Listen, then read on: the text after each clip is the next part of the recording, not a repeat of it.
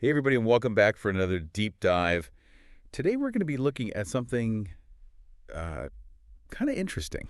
Okay. It's this idea that, well, the source that we're looking at is talking about martial arts philosophy. Right. And it's this idea that a martial artist is a teacher right from the very beginning, like the moment they step on the mat. Yeah, interesting. So I thought that was kind of a cool idea. What do you think? Well, yeah, I mean, it is a very powerful idea. We often think about teaching as something that happens way down the line. Like you've gotten to a certain level of mastery and now you're going to impart that knowledge. But what if it's something that happens right away? Yeah, like from day one. Yeah. That's what our source is saying. It's saying even a white belt, like a brand new martial artist, is already teaching, Yeah, but they're teaching themselves. that's right.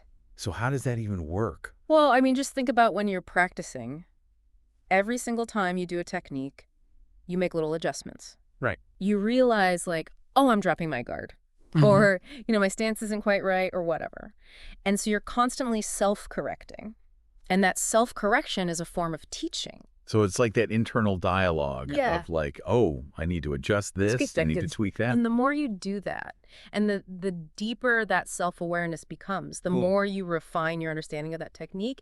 And in fact, our source even mentions this concept called knowing the 3 levels, Oh, interesting. which refers to not just understanding how to perform the move, but why it works mechanically. Right. And then the even more advanced level of understanding it strategically, like how does this apply in combat? So like even something simple, like Yeah. a punch can have these like Let's say- layers of understanding. Absolutely. Absolutely. Like, let's say you're teaching someone a basic jab. If you only understand it on that first level, like how to execute it, Yeah. then your teaching might just focus on the physical form. But if you understand the biomechanics, you can explain how to generate power from the ground up. And then, if you understand its strategic use, you can teach your student when to throw that jab, Yeah. when to use it defensively, when to use it as a setup for another technique. So that depth transforms your teaching. You know, that makes me think about,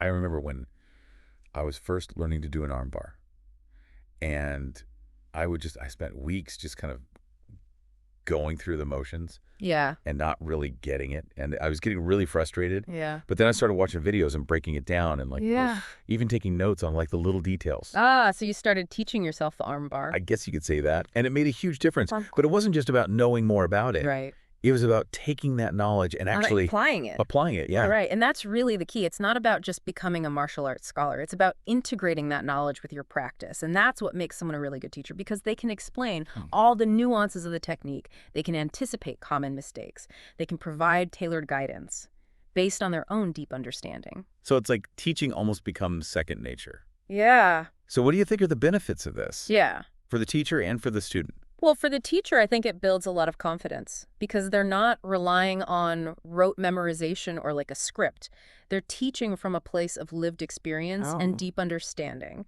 And then for the student, it creates this really engaging learning environment because they're not just being told what to do, they're being guided to understand the why behind each movement. So basically the journey of becoming a martial artist is also the journey of becoming a teacher. Absolutely. It starts with that self-awareness and that commitment to constantly correcting yourself. Mindful practice. Yeah, that mindful practice. So here's something to think about.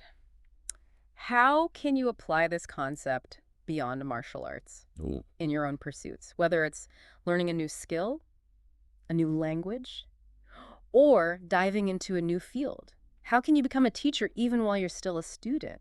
It's a really powerful way to approach learning and growth. I like that. Something to think about. All right, everybody. Until next time, keep on learning, keep on teaching, and we'll see you on the mat. See you later.